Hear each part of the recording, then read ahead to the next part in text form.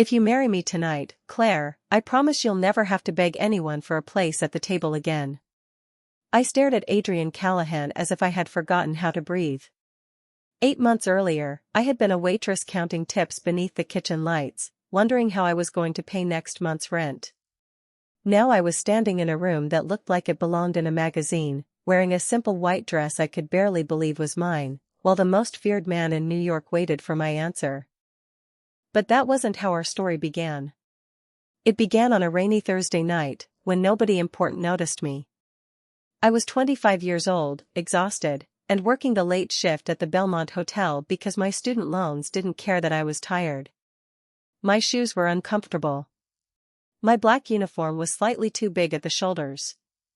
And after 9 hours on my feet, all I wanted was to get home to my tiny apartment in Queens, take off my shoes, and sleep.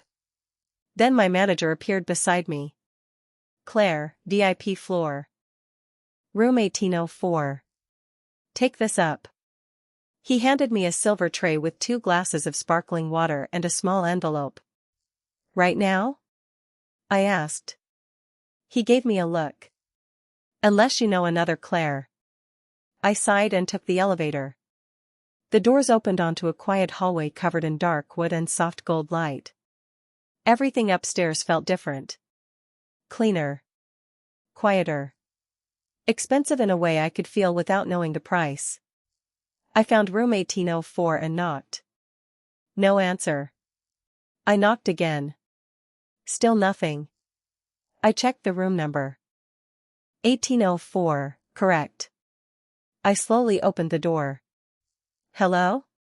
A man stood near the enormous windows at the far end of the room, looking down at Manhattan. He wore a black suit and a white shirt with the collar open. No tie. No visible security. No entourage. Just him and the city beneath him. He turned. His eyes met mine. I suddenly became aware of everything about myself. My damp hair. My cheap watch. The tiny scuff on my shoe.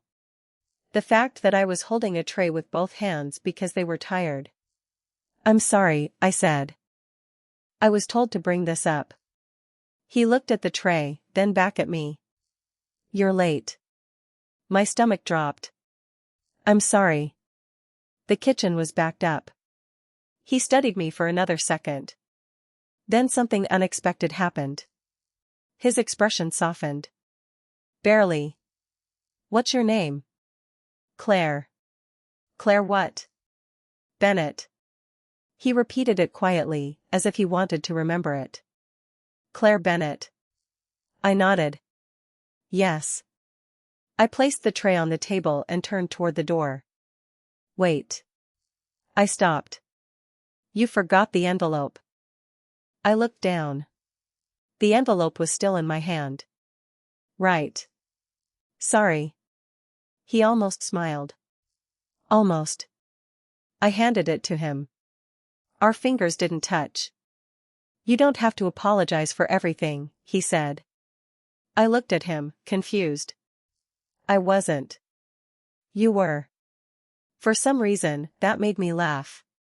Just once. A small, tired laugh. His eyes changed. Like he hadn't expected me to do that. Neither had I. I walked out before I could say something stupid. The elevator doors closed. I leaned against the wall and exhaled. I had no idea who Adrian Callahan was. I didn't know that men twice my age lowered their voices when they said his name. I didn't know that half the city feared crossing him. And I certainly didn't know that before sunrise, he would ask someone to find out everything they could about the waitress who had left in his hotel room. All I knew was this: for the first time that night, I had the strange feeling that someone had actually seen me. The next morning, I told myself I had imagined the whole thing. Adrian Callahan was just a wealthy guest. I was just a waitress who had delivered sparkling water to the wrong room at the wrong time. By 9 in the morning, I had almost convinced myself of that. Almost. Then my manager called my name from across the dining room. "Claire. Table 14. I grabbed my notepad and walked over, expecting a couple having breakfast. Instead, I found Adrian sitting alone beside the window. My steps slowed. He looked completely different in daylight. Still composed. Still impossible to ignore. But without the shadows of the night before, he looked less like a mysterious stranger and more like a man who had not slept. He looked up as I approached. "Good morning." I blinked. "Good morning." He closed the menu. "Coffee? Black?" I asked. "Yes." I wrote it down. "Anything else?" His eyes stayed on me. "You remember my name." "I remember everyone who walks into this hotel." That was a lie. I remembered him because I had spent half the night wondering why his voice had stayed in my head. I turned toward the kitchen. "Claire." I looked back. "How much do you make in tips on a good night?" The question caught me completely off guard. "Excuse me?" "You heard me." I lowered my voice. "Why are you asking?" "Curiosity." That is a strange thing to be curious about. Something almost amused appeared in his expression. Most people are afraid to tell me when I ask questions. I am not most people. The words escaped before I could stop them. Silence. Then he nodded once. Apparently not.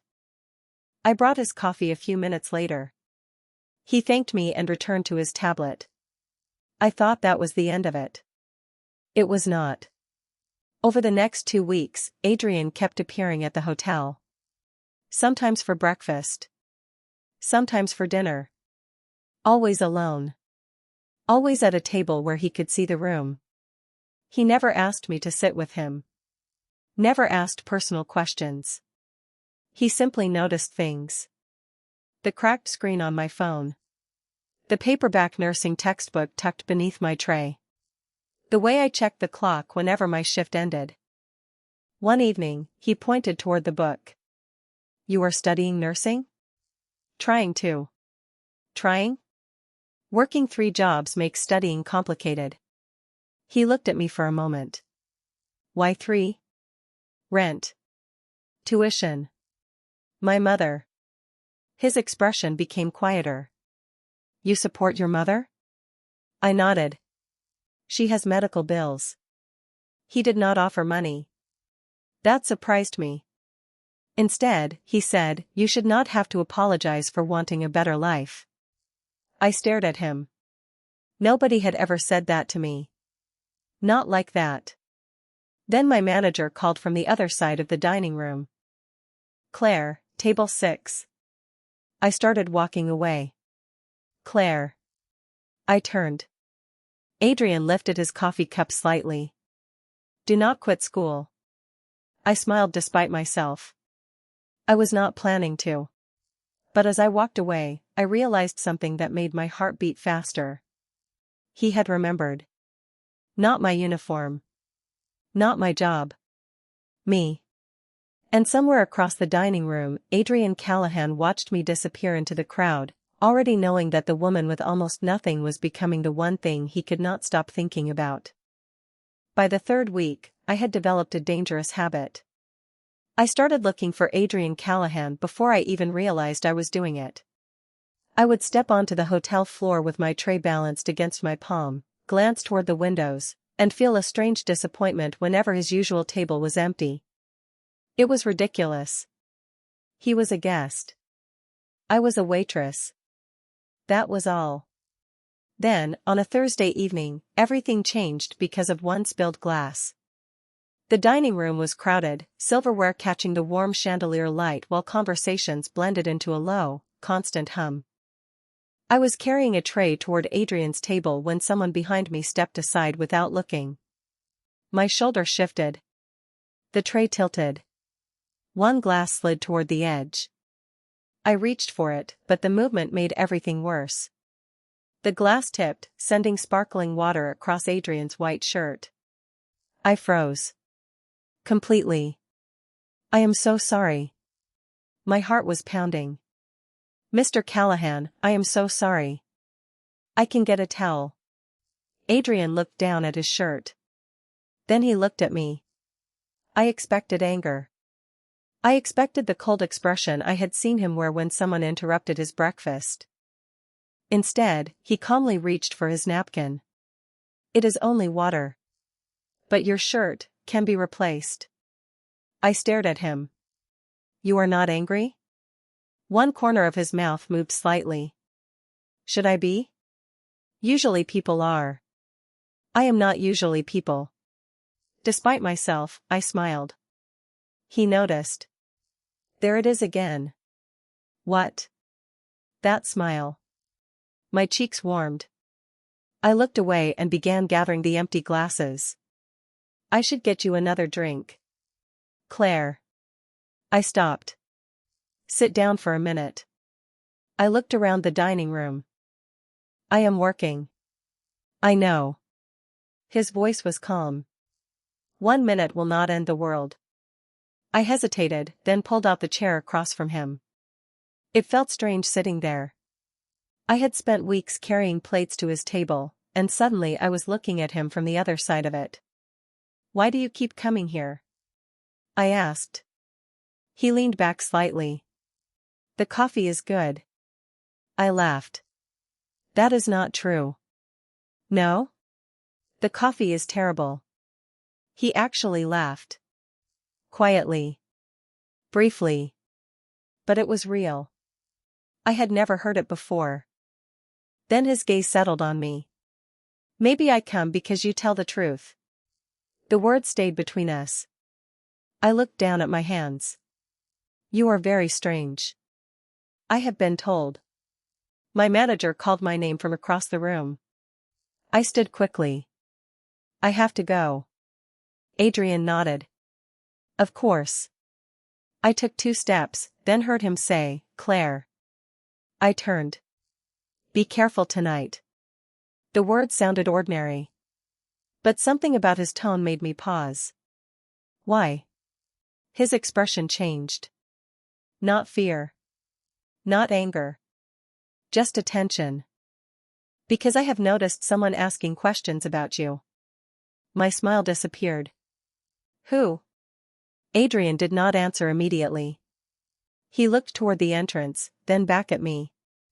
That is what I am trying to find out. For the first time since I met him, I understood that Adrian's interest in me might not be harmless curiosity. And as I walked back toward the kitchen, one thought followed me all the way there. Maybe the most dangerous thing about being noticed was discovering that someone else had noticed you too. The moment Adrian told me someone had been asking questions about me, the hotel felt different. Nothing had changed. The chandeliers still glowed above the dining room. Silverware still clicked against porcelain. Guests still laughed over expensive dinners as if the world outside the windows did not exist. But I noticed everything now. Every unfamiliar face. Every person who looked my way for 1 second too long. I finished my shift at 11:45 and changed in the tiny employee locker room. My old gray coat felt strangely thin as I stepped outside into the cold Manhattan air. I pulled my scarf tighter and started toward the subway. Claire. I stopped. Adrian's voice came from behind me. He stood beneath the hotel awning, one hand resting in his coat pocket. I looked around. What are you doing here? Waiting. For me? Yes. I frowned. Why? He looked toward the street before answering. I wanted to make sure you got home safely. I almost laughed. I take the subway every night. I know. Then why are you worried tonight? His eyes settled on mine. Because I meant what I said upstairs. Something in his voice made the joke disappear from my mind. You really think someone is asking about me? I do. Why would anyone care about me? Adrian was silent for a moment. That is what I intend to find out. I folded my arms. You keep saying things like that, but you never explain anything. Because I do not have enough answers yet. Then stop worrying about me. He studied me quietly. You are very good at pretending you are not worried. I looked away. I am not. You are. I hated that he could tell. I can take care of myself. I believe you. His answer surprised me. I looked back at him. You do? Yes. He stepped aside, leaving enough space between us for me to walk toward the sidewalk. That does not mean you have to do everything alone. I did not know what to say.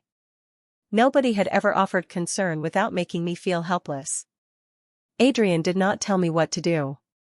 He simply stood there, giving me a choice. Good night, Adrian, I said.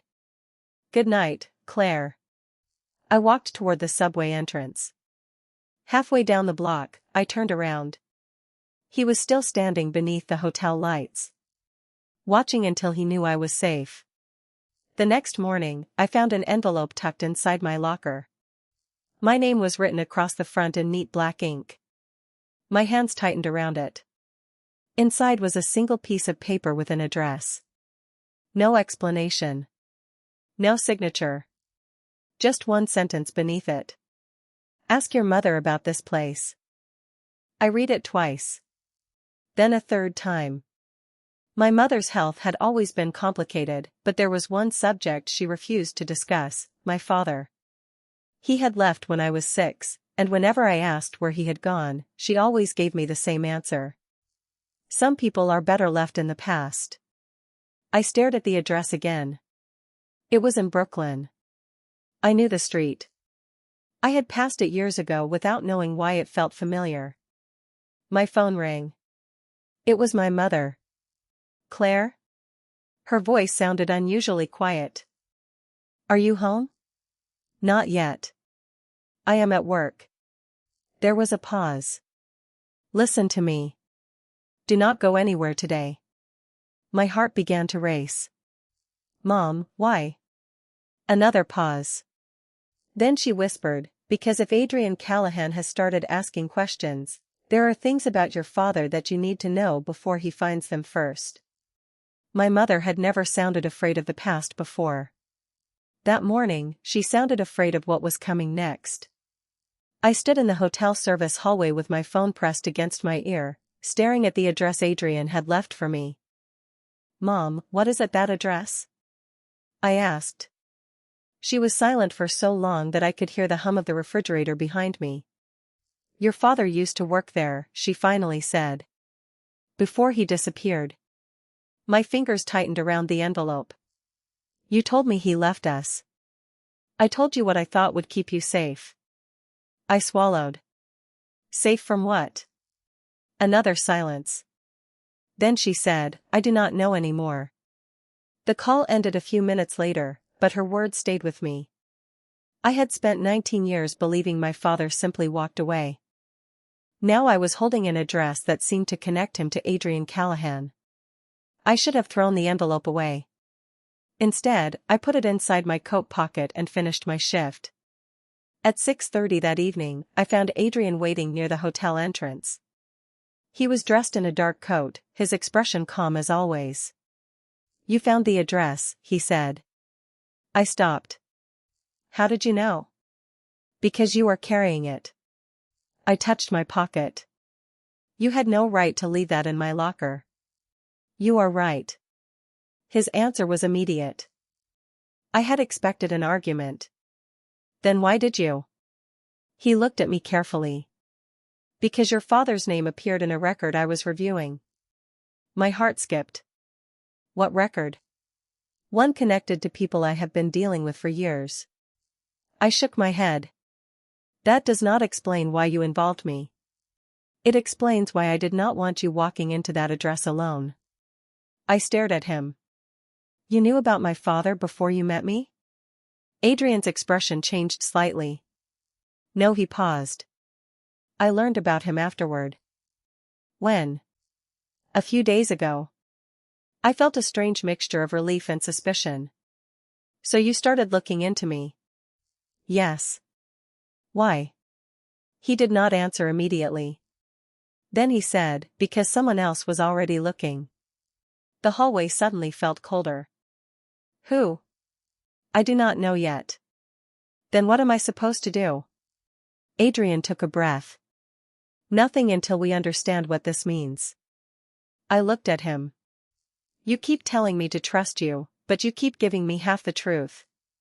His eyes held mine. Because I am trying to protect you without deciding your life for you. That sentence stopped me. He reached into his coat and handed me a small folder. I hesitated before taking it.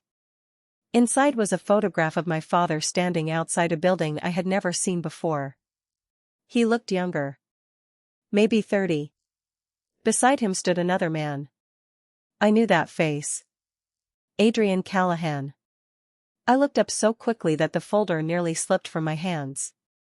Adrian did not look away. Your father and I were never friends, he said quietly. But our lives crossed once. My voice came out barely above a whisper. Why? He looked toward the hotel doors, then back at me. That is the question I have been trying to answer. I stared at the photograph again. My entire childhood suddenly felt like a story with missing pages. And for the first time, I understood that Adrian had not entered my life by accident. He had found a thread connecting us. Now he was pulling it, one secret at a time. I could not stop looking at the photograph. My father stood beside a younger Adrian Callahan outside an old brick building in Brooklyn, both of them looking toward the camera as if they had been interrupted in the middle of an important conversation. I had seen hundreds of pictures of my father growing up. None had ever shown this side of him. None had ever included Adrian. Where did you get this? I asked. From an old business record, Adrian said. It was attached to a file that had been sealed for years. I looked at him. Why was my father in that file? I do not know everything yet. You keep saying that. Because it is true. I closed the folder. Then I am going to find out myself. Adrian's expression became serious. Claire, wait. I stepped toward the hotel doors. You do not get to decide what I can know about my own father. He followed at a measured pace, keeping his voice calm. I am not trying to stop you. Then let me go. He paused. I will. I looked back at him. Just like that? Just like that. For some reason, his willingness to let me walk away made it harder to do exactly that. I stepped outside. The evening air was cold, and the city moved around me in a blur of headlights and hurried footsteps. I reached the corner before my phone rang. My mother again. Claire, where are you? On my way home. Are you with Adrian? I stopped walking. How do you know his name? Silence. Then my mother whispered, because I knew his father. My breath caught. What? I never told you because I wanted you to have a normal life. Mom, what are you talking about? Her voice trembled. Your father worked for the Callahan family years ago. He handled their accounts. He knew things he should never have known. I looked back toward the hotel. Through the glass doors, I could see Adrian standing exactly where I had left him. What kind of things? I asked. Business matters. Names. Agreements. Things that powerful people wanted forgotten. I closed my eyes. Did my father do something wrong? No, her answer came immediately. He tried to do the right thing. That sentence stayed with me. My father, who had supposedly abandoned us, had suddenly become someone I did not recognize. Why did he leave? I asked. My mother took a long breath. He did not leave because he wanted to. My heart seemed to stop. Then what happened? He disappeared after he gave me something. What did he give you? She did not answer. Mom? I still have it. Where? At home. I turned around and started walking back toward the hotel. Adrian saw me coming and stepped outside. What happened? He asked. I looked at him, still trying to process everything. My mother has something my father left behind. His expression sharpened with attention. What? She will not tell me over the phone. Adrian nodded slowly. Then we should go to her. I hesitated. We? Only if you want me there. I looked at the man I had once believed was simply a wealthy hotel guest. Now I knew his family had been connected to mine long before we ever met. And suddenly, the distance between us did not feel like a gap between a waitress and a powerful man. It felt like a secret that had been waiting years for us to uncover. I had always thought the hardest thing about my mother was watching her struggle with bills, appointments, and the quiet exhaustion that followed every doctor's visit. I was wrong. The hardest thing was realizing she had spent 19 years carrying a secret alone. Adrian drove us to Queens in silence, and I sat in the passenger seat holding the photograph against my knees. The city lights moved across the windshield in long golden streaks. You do not have to come inside, I said. I know. Then why are you coming? He kept his eyes on the road. Because your mother asked me to. I looked at him. She did? She called me while you were getting your coat. My stomach tightened. What did she say? She said she was ready. That was all. When we reached my apartment building, my mother was waiting near the window. She looked smaller than she had that morning. Tired. Pale. But when she saw Adrian, something changed in her expression. Recognition. Not surprise. Recognition. You look like your father, she whispered. Adrian stopped. You knew me? My mother nodded. I knew your family long before Claire was born. I stared between them. Then why did nobody tell me? She looked at me with tears in her eyes. Because your father wanted you to have a life that had nothing to do with them. With who? I asked. The Callahans. She walked slowly toward an old wooden cabinet near the kitchen. From the bottom drawer, she pulled out a small metal box. I had seen that box hundreds of times. I thought it held old photographs. She placed it on the table and unlocked it. Inside was a folded letter, a worn key, and a small photograph of my father standing beside a younger Adrian. My breath caught. There is more, my mother said. She handed me the letter. My father's handwriting covered the page. I recognized it immediately. My hands began to shake as I read the first line. Claire, if you are reading this, then something has happened that I hoped you would never have to understand. I looked at my mother. Why did he write to me? She lowered her eyes. Because he knew he might not be able to explain himself. I kept reading. He wrote about a promise. About a debt that was never financial. About a favor the Callahan family had once done for him when he had nowhere else to turn. Then I reached one sentence that made me stop. Your life must never become payment for what I owe. I looked up slowly. Adrian was standing near the window, reading the expression on my face without asking for the letter. What does it say? He asked. I handed it to him. He read silently. His jaw tightened, but his voice remained calm. Your father never owed my family money. Then what did he owe? Adrian looked at my mother. She answered for him. A promise. I felt the room become completely still. What promise? My mother looked at Adrian, then at me. Your father promised the Callahans that if his secret ever put his daughter in danger, they would protect her. I could barely speak. Me? She nodded. Adrian looked at me, and for the first time I saw something different in his eyes. Not curiosity. Not control. Responsibility. Claire, he said quietly, your father made that promise before I ever knew your name. I looked down at the letter again. The life I thought I understood was disappearing one sentence at a time. And suddenly, I wondered if Adrian had been watching over me because he wanted something from me, or because he had been waiting all these years to keep a promise that was never his to make. The room went silent after my mother said the word promise. I looked at Adrian, trying to understand how a stranger I had met only weeks ago could somehow be connected to the life my father had hidden from me. So you were supposed to protect me? I asked. Adrian did not answer immediately. He looked at the letter in his hands, then folded it carefully and returned it to me. That is what your father asked my family to do. And you decided to do it? I decided to find out what happened to him first. My mother lowered herself into a chair.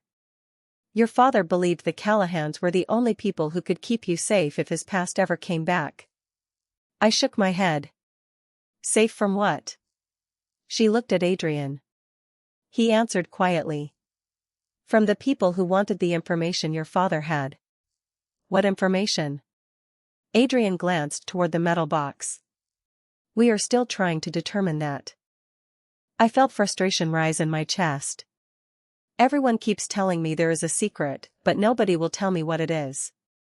My mother reached for my hand. Because your father wanted you far away from it. I pulled my hand back. He wanted me far away from everything. He left me without an explanation. My voice broke on the last word. Adrian looked at me, but he did not interrupt. My mother closed her eyes. He did not leave because he stopped loving you. I looked at her. Then why? She whispered, because he believed disappearing was the only way to protect you. I wanted to believe her. I wanted to believe that 19 years of questions had an answer that did not hurt. But part of me was still angry. I need time, I said. Adrian nodded. Take it. I looked at him. And you are not going to follow me? No, you are not going to send someone after me? No, you are just going to let me walk away? His expression remained steady. Yes. I picked up my coat and left the apartment. Outside, the night air felt cold against my face. I walked several blocks without knowing where I was going. The photograph was still in my pocket. My father's letter was inside my bag. Every answer had created another question. I reached the subway entrance and stopped. Adrian had given me a choice. I could go home. I could leave New York. I could forget his name and pretend none of this had happened. But I thought about the way he had listened to my mother. The way he had accepted my anger without trying to control it. The way he had told me I did not have to do everything alone, then respected me when I said I could. I turned around. Adrian was standing across the street, exactly where I had left him. He had not followed me. He had waited. I crossed the street slowly. I changed my mind, I said. His eyes met mine. About what? I want the truth. He nodded once. Then we find it together. I looked at him for a long moment. But there are rules. Tell me. You do not make decisions for me. Agreed. You do not hide things from me. He hesitated. I will tell you what I know. And if I decide I do not want this anymore? You walk away. Something inside me finally loosened. I nodded. Then I will stay. Adrian looked almost surprised. Why? I held his gaze. Because I am tired of being the only person in my family who does not know the truth. He opened the car door for me, but he did not tell me where to sit or what to do. I made the choice myself. As the city passed outside the window, I realized something had changed. I was no longer being pulled into Adrian Callahan's world. I was choosing to step into it. And that difference would matter more than I understood. I had no idea that choosing Adrian would mean stepping into a world where everyone seemed to know more about my life than I did. The drive through Manhattan was quiet, the city lights sliding across the windows like reflections from another life. Adrian sat beside me, reviewing the papers from my father's old records. I watched him for a few minutes before asking, "Where are we going?" "Somewhere private." That sounds mysterious. He glanced at me. It is. I almost smiled. You realize that answer does not make me feel better. I know. We eventually arrived at a quiet brownstone on the Upper East Side. It looked nothing like the places I imagined someone like Adrian would use. There were no signs, no crowds, nothing that announced importance. Inside, everything was warm and understated. Dark wood. Soft lamps. Bookshelves filled with old records and photographs. Whose house is this? I asked. Mine. I stopped. You live here? Sometimes. You have another place? Several. I stared at him. Of course you do. A small smile appeared on his face. You are getting used to me. I am trying. He led me into a study and placed the photograph of my father on a large wooden desk. Then he opened a file. This is everything I have found so far. I moved closer. There were old documents, photographs, handwritten notes, and records dating back almost 20 years. My father's name appeared several times. So did the name Callahan. But there was something else. A company I had never heard of appeared in nearly every document. What is this? I asked. A private investment firm. And what does it have to do with my father? That is what we are trying to determine. I looked at him. You keep saying we. He nodded. Because you chose to stay. Something about those words warmed me. Not because I wanted to depend on him. I did not. But because for the first time, someone was treating me like I had a place at the table. I spent the next hour reading through the documents. Then I found a familiar address. My father's old workplace. The same building from the photograph. I know this place, I said. It is still there. Adrian looked at me. You have been there? Once. When I was a kid. My father took me there. He became still. Do you remember anything? I closed my eyes. A memory surfaced slowly. Rain against a window. My father's hand holding mine. A brass elevator door. And a man standing near the entrance. I remember someone else, I whispered. Who? I do not know. I opened my eyes. But I remember my father telling me not to speak to him. Adrian studied me carefully. Claire, that may be important. Before I could answer, his phone rang. He listened for several seconds, then looked at me. We need to leave. My heart tightened. Why? He ended the call. Because someone has just accessed the same records we are reading. I looked at the papers scattered across the desk. Suddenly, the room felt much smaller. Adrian closed the file and handed it to me. Take this. What about you? I will handle the rest. I shook my head. No. We agreed. No decisions for me. He paused, then nodded. You are right. For the first time, I saw something I had not expected from Adrian Callahan. He was learning to trust my judgment too. And somehow, that felt more powerful than anything money could buy. I knew Adrian was hiding something from me. I just did not know how much. We left the brownstone through a quiet side entrance, and for several minutes neither of us spoke. The city moved around us, bright and restless, while I sat beside him holding the file against my chest. Who accessed the records? I finally asked. Someone connected to an old account. Can you tell me who? Not yet. I looked out the window. That answer is getting old. Adrian glanced at me. I know. Then give me the truth. He was silent. Too silent. I turned toward him. Adrian. He took a breath. Your father was not only working for my family. He was investigating something. My stomach tightened. Investigating what? A financial arrangement that involved several companies. Was it illegal? I do not know. But you suspected something. Yes. I stared at him. And you knew this before you told me about the photograph. He did not deny it. I knew there were gaps in the records. You should have told me. I was trying to confirm the facts before involving you. You already involved me. My voice was quieter now. The moment you started looking into my father, you involved me. Adrian looked away. For the first time, he seemed uncertain. You are right. Those two words hurt more than an argument would have. I opened the file and looked again at the documents. One page had been folded in half. I opened it. There was my father's signature at the bottom. Beside it was another signature. Adrian's father's name. Underneath both names was a date from 19 years ago. The same month my father disappeared.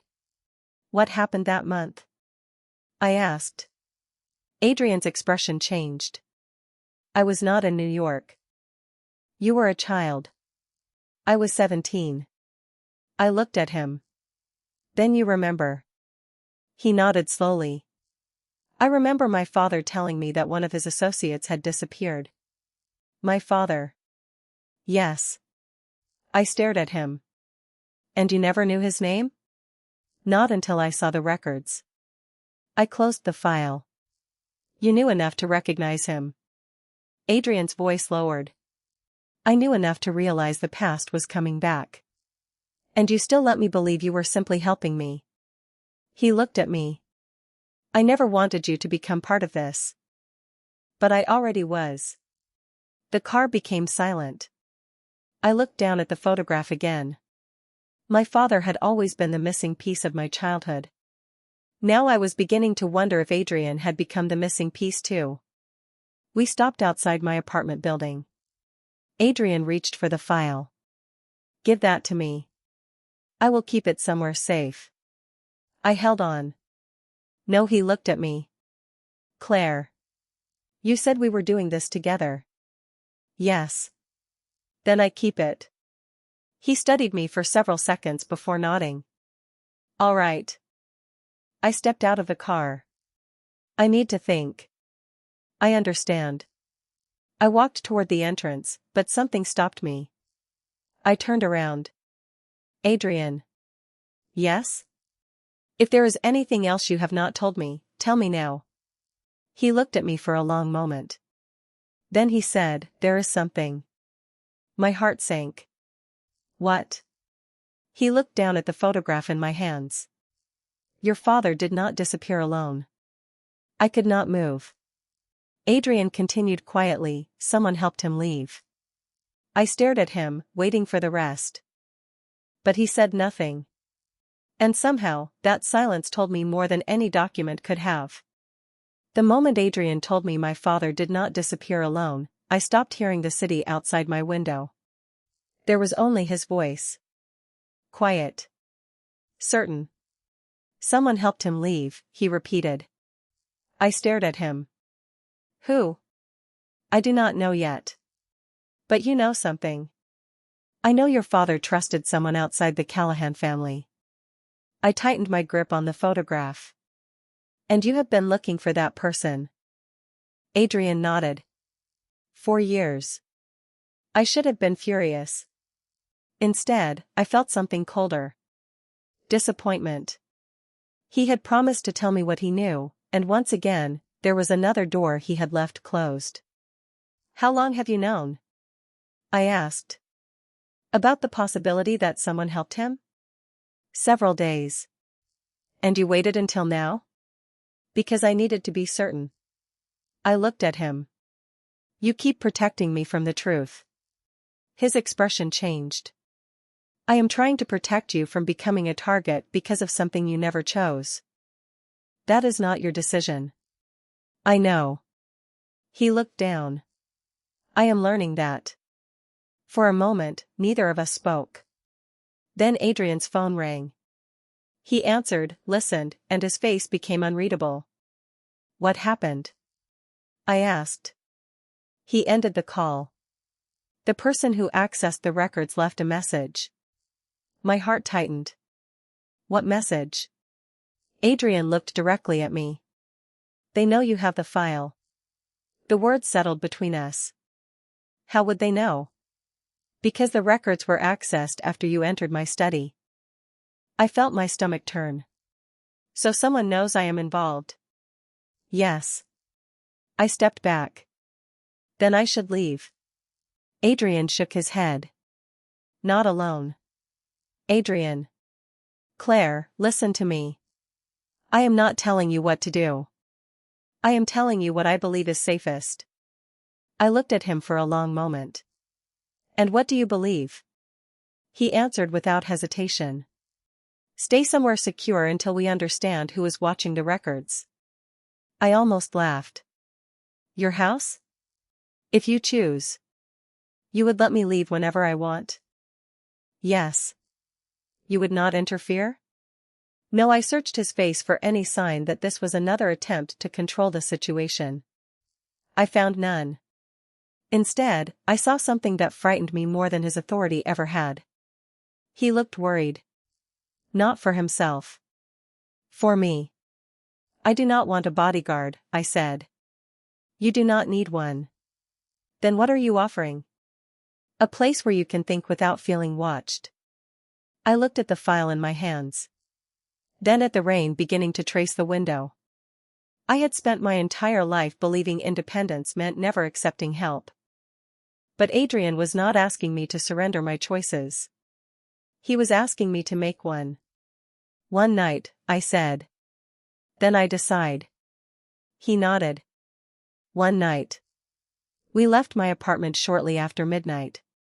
In the car, I watched Manhattan disappear behind us, wondering how a man I had once considered a stranger had become the person I trusted most when everything I knew about my family was falling apart.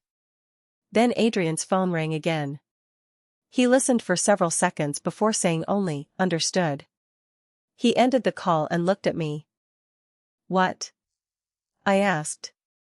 His voice was barely above a whisper. They found the person who helped your father. The words stayed with me all the way to Adrian's house. They found the person who helped your father. I stared through the car window as the lights of Manhattan faded behind us. Who is it? I asked. Adrian kept his eyes on the road. A woman named Eleanor Hayes. I turned toward him. The name meant nothing to me. Who is she? She worked for my father 20 years ago. Worked doing what? She managed private records. I looked down at the folder in my lap. And she helped my father disappear? That is what we believe. Where is she now? Adrian was quiet for a moment. Connecticut. Then we go there. He glanced at me. Claire, we do not know what she knows. Neither do I. That is exactly why I want to ask her. He nodded. Then we will. The next morning, we drove north. The city slowly disappeared behind us, replaced by quiet roads, bare trees, and small towns. I watched the landscape through the window and tried to imagine my father living somewhere beyond all those miles. Did you ever meet him after he disappeared? I asked. Adrian shook his head. No, did your father? I do not know. You really do not know much about your own family. He gave a faint smile. Apparently, neither did you. I looked down. That is not funny. No. It is not. We arrived at a small house just after 10 in the morning. It stood at the end of a quiet road, surrounded by tall trees and a white wooden fence. Adrian stopped the car. You can stay here if you want. I looked at the house. I am going in. We walked to the front door and knocked. An older woman answered. She looked at Adrian first. Then she saw me. Her expression changed completely. You are Claire, she whispered. My heart stopped. How do you know my name? Eleanor stepped back from the doorway. Your father told me about you. I looked at Adrian. He said nothing. Eleanor opened the door wider. Come inside. The house smelled like coffee and old books. On the wall were framed photographs. One of them showed a younger version of my father standing beside Eleanor. I moved closer. When was this taken? 3 days before he disappeared. My throat tightened. What happened? Eleanor looked at Adrian. He discovered someone had been using the company accounts without authorization. Adrian's expression hardened with concentration. Who? Eleanor shook her head. He never told me the name. He only said the person had access to everything. I looked at the photograph again. Why did he leave? Eleanor walked to a small cabinet and opened it. She removed an old envelope. Because he believed someone was watching him. She handed it to me. My father's handwriting was on the front. Claire. My hands trembled as I opened it. Inside was a single page and a photograph of me as a little girl. On the back of the photograph were 5 words. Do not trust the Callahans. I looked up at Adrian. His face had gone completely still. What does that mean? I asked. Eleanor lowered her eyes. Your father believed one member of the Callahan family had betrayed him. The room seemed to lose all its warmth. I turned toward Adrian. For the first time since I met him, I did not know whether I was looking at the man who had promised to protect me or the family my father had warned me to fear. Adrian looked at the photograph in my hand. Then he said something I never expected to hear. Claire, if your father wrote that, you should believe him. Then I believe him too, Adrian said quietly. I stared at him across Eleanor's living room, still holding the photograph my father had left behind. You are telling me to distrust your own family? I am telling you to trust the evidence before you trust me. His words unsettled me more than any confession could have. Eleanor sat across from us, her hands folded tightly in her lap. Your father knew something was wrong, she said. He believed someone close to the Callahans had been hiding financial records. I looked at Adrian. Your father? Possibly, he said. But I need proof before I accuse anyone. I looked down at the photograph again. Then what do we do now? Adrian answered immediately. We find your father. My heart stopped. You think he is alive? I think we have never proved that he is not. For 19 years, I had carried grief for a man I thought had chosen to leave me. Now, for the first time, hope entered that empty space. It was frightening. It was fragile. But it was there. Eleanor stood and walked toward a bookshelf. She pulled out an old notebook and placed it in front of Adrian. Your father gave me this the night he disappeared. Adrian opened it carefully. Inside were dates, company names, and handwritten notes. Near the back was an address. My eyes widened. That is not far from here. Eleanor nodded. He told me that if anyone ever came looking for him, I should give them this. Adrian studied the page. Why did you wait 19 years? Eleanor looked at me. Because nobody came. I swallowed. Until now. She nodded. Until now. Adrian closed the notebook. We need to leave. I looked at him. Together? He met my eyes. Only if that is what you choose. I remembered the first night I met him. The hotel room. The sparkling water. The man who had asked my name. Back then, I had been a waitress who thought she was invisible. Now I was standing beside a man whose world was connected to the biggest unanswered question of my life. I should have been afraid to follow him. Instead, I felt certain. I choose to go, I said. The drive back toward New York felt different. The mystery was no longer only about my father. It was about trust. Adrian had every reason to hide the truth from me, yet he had chosen to place the truth in my hands. Hours later, we returned to his townhouse. He stopped at the entrance and turned toward me. Claire, there is something you need to understand. What? If we find your father, your life may change again. I looked at him. My life already changed the night I met you. He lowered his eyes for a moment. I never wanted that. Neither did I. Silence settled between us. Then I smiled. But I am not sorry. His expression softened. Neither am I. We entered the house together. For the first time, I was not walking into Adrian Callahan's world as a waitress who had accidentally crossed his path. I was walking in as Claire Bennett, a woman who had chosen her own direction.